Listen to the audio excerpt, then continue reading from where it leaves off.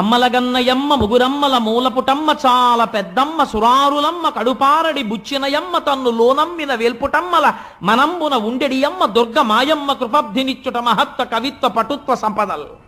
విజయవాడ కనకదుర్గమ్మ తల్లి కోవెల్లో రాజద్వారం మీద ఇప్పటికీ ఈ పద్యం రాసి ఉంటుంది. నాకు అక్కడికి వెళ్ళినప్పుడల్లా పోతన గారు జ్ఞాపకానికి వచ్చి పొంగిపోతుంటాను. ఆయన అంటారు, అమ్మలగన్నయమ్మ ముగురమ్మల మూలపుటమ్మ. ఈ పద్యం పైకి ఒకలా కనపడుతుందండి, కానీ మీకు నేను ఒక రహస్యం చెప్తున్నాను ఇవాళ.